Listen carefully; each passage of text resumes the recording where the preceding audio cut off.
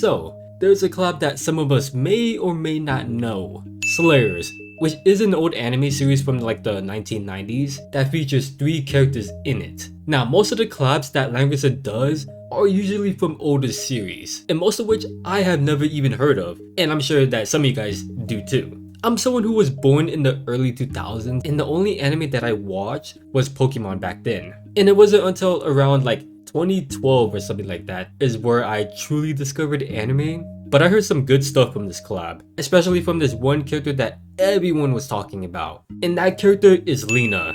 I try to stay away from any spoilers of her kit so that I can give you guys my honest reaction to it. So I'm pretty hyped right now. So it looks like that she's a magic attacker that's part of the protagonist, Dark, and Time faction. Her talent increases her range, okay, and if she has a buff, her damage increases. Okay, so some of the stuff that we're used to seeing. At the end of her turn, or if any ally takes damage, she has a chance to get angered that increases her mobility by 2, and her crit rate is increased by 100% on the next active attack. And when the ally dies, she can also get angered that way too, which lasts for 3 turns that cannot be dispelled. Oh my goodness.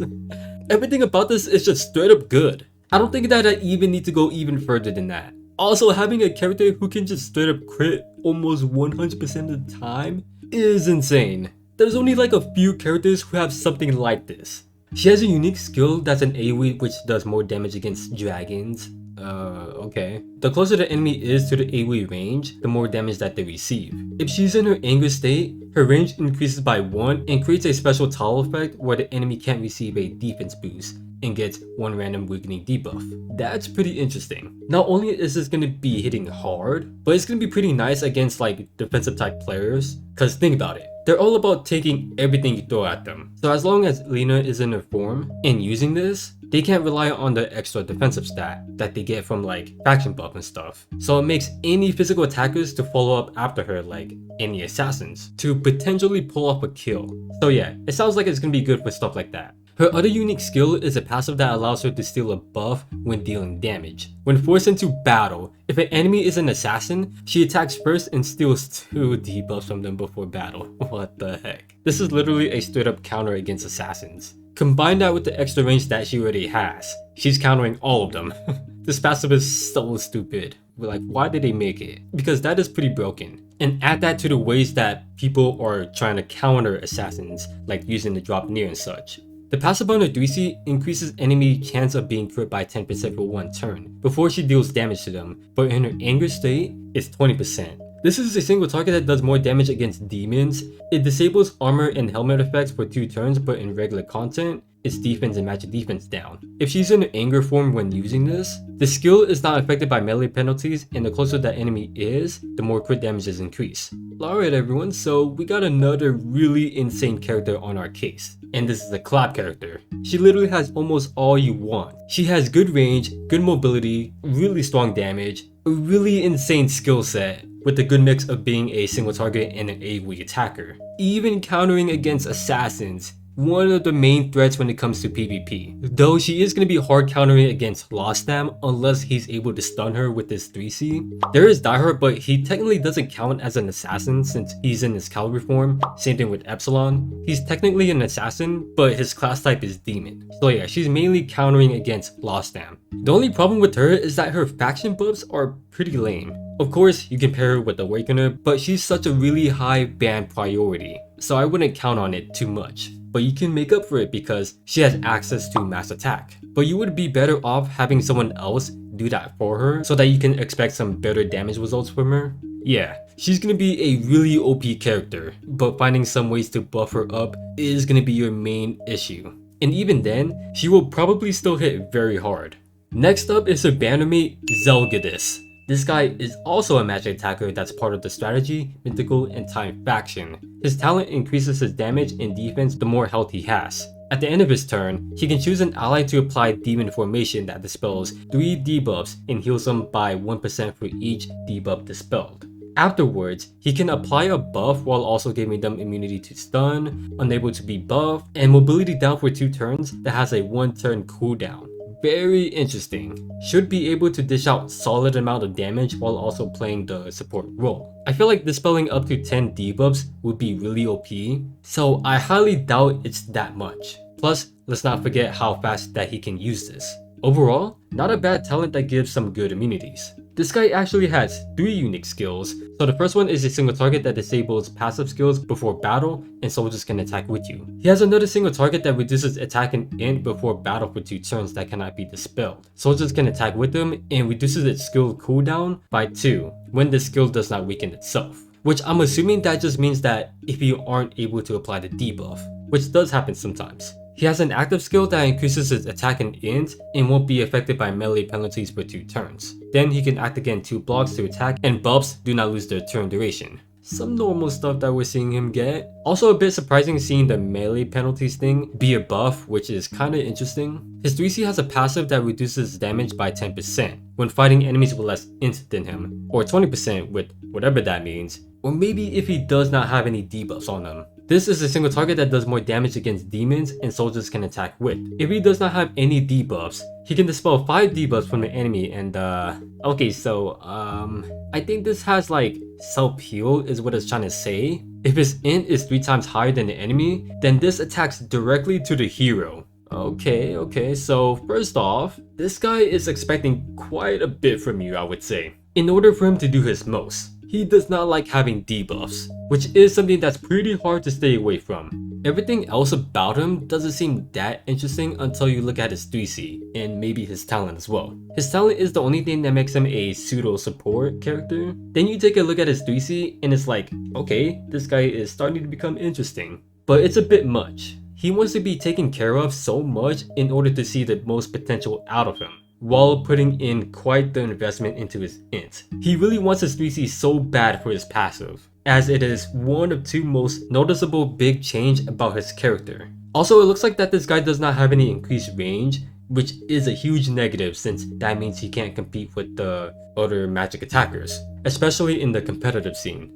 The final character we got is, of usual, a free character by farming the event. His name is Gory. We can expect this guy to be mid or bad, so let's find out what he has. He's a protagonist, glory, and time faction. Oh my goodness, his base stats are looking really good. His talent increases his attack and defense for each buff that he has, and can get additional effects based on the amount that he has. 50 or more. Oh, okay. Alright guys, give me a moment while I look into him a little bit more while not trying to spoil myself too much. Okay, got it. So it looks like that whenever he has 5 or more buffs, his skill cooldown is reduced by 2, which sounds a lot more reasonable. When he has 8 or more buffs, he can attack first. Then if he has 10, he has a revive effect when entering battle. Yeah, so this guy is obviously asking a lot from you to receive his best benefits. The best you can maybe pull off, I would say, is like at least 5, probably 8, but even getting that much might be something that you normally wouldn't do. So let's hope that he has some skills of his own to help with all of that. He has a unique single target skill. It does more damage the higher the enemy stat is. Then after battle, he reduces the stats by 10% while increasing his own for 2 turns. I had to do my own rough translation and that's what it should be, hopefully, which is not bad. That stat down is going to be great against any tough enemies so that your team can follow up for the attack. It's the same approach with Lucretia's 3C, but his is just weaker. He has a passive that increases mobility by 1 and heals 50% of his HP. Hey, that's really good. It's a budget version of Cherry's passive, but it's still very useful. Then with his 3C, his passive lets him do more damage against demons, which is meh. It's a single target that increases damage the more buffs that he has, and soldiers can attack with them, and does not lose buff duration when using the skill. Okay, I actually really like that. This complements really well with him since he is someone that you really want to give buffs to get the most out of him. Heck, you can say that about every character, but this character really wants them badly. His biggest strength is going to be around in regular content, which is going to be really amazing for newer players coming in. His factions are pretty nice for those starting out, has good skill set for damage, and I can confidently say that you'll be using it for a good while till you get better characters. Just do make sure that you give him some buffs and he'll be doing some good work. So with the exclusive equipment that came out in this batch, it's a helmet for Joa&Connie. If Joa is within 3 blocks of Connie, her crit damage is increased. If Joa uses his active skill, he he gets a command that affects 2 blocks around him, where enemies cannot be guarded when attacked by Connie for 2 turns. Okay, yeah, that is dumb. For PvP, I would highly recommend this since Joa has no fear of being on his own, and that's usually how you would play them. Because whenever Joa uses that skill, he cannot be targeted unless his HP is below 100%. So yeah, start off by doing things with Joa to set him up, and make sure that Connie is in position so that she can follow up with him.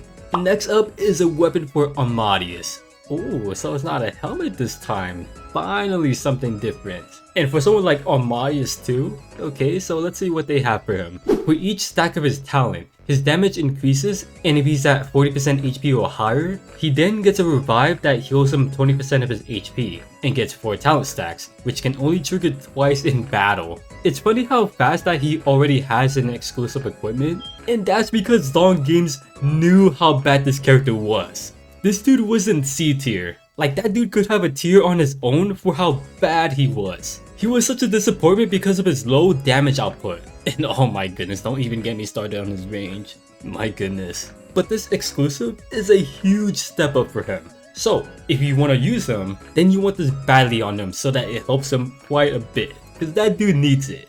But who knows, he might be still a little bit disappointing, but at least his damage will be better, and you have more chances of him being alive. For the casting skills, first up is Towa. When using her 1C skill, Tactical Guidance, she's supposed to actually copy 2 more buffs when she has a faction buff. I only know this cause I heard my guildmate talk about it a while back, but hey, more buffs is always a good thing. Azusa is our second one. She does more damage when she has hard, and does more physical damage when she has soft. Hey, more damage is pretty good. What more do you need other than that? Third is Mariandel. She has more skill damage, and if she uses at least 3 of her talent stacks, her skill cooldown is reduced by 1. Mariandel is literally the perfect definition of a sub DPS and healer. So not only is she able to do more damage, but you'll find yourself getting that cooldown quite often because of how easy it is to get her talent stacks. Then the final one is Chloe. When she triggers the passive on her 3C, she can apply a buff. Man, she used to be my favorite healer back then.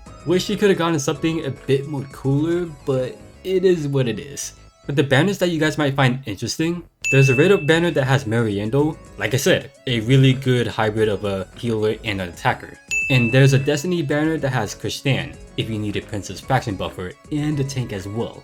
For all the content, there's gonna be more story chapter, this futuristic looking PvP chess game mode thingy, a login event, and of course, there will be the farmable collab event where you can get Gory and up to 5 stars. With all the skins, there's gonna be an Echo Light for Lina and Gory. Oh wow, more wedding themed skins. Around this time, the summer skins for Sissy White, Chris, Shafaniel, and Yulia came out. Then finally, we ended off with a McLean Macholado skin. That's also another Halloween theme, just like Aeron coming with their Macholado. If you guys think that power creep is starting to become a problem, it gets even worse the next update after this one, which is the 5th anniversary. I haven't seen anything yet, just only the 2 new characters, but I don't know what they do yet, and I can't wait to check it out with you guys. But just like all games, eventually it comes down to the point where characters just starts becoming unbearable, and competitive players are forced to go against them and play around them. That's just how it works. It's inevitable.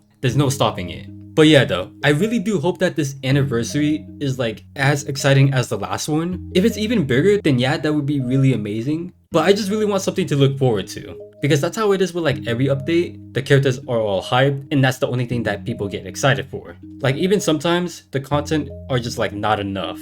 I feel like PvP is the only thing that's really carrying this game. This long game should really like take sight of that and start doing something for the casual players to enjoy. Because at this point, they're just collecting. But if I were you guys, I'd get just Lina and save there. You can totally skip her if you want to, but considering how cracked out she is, it would be a wasted opportunity to not get her.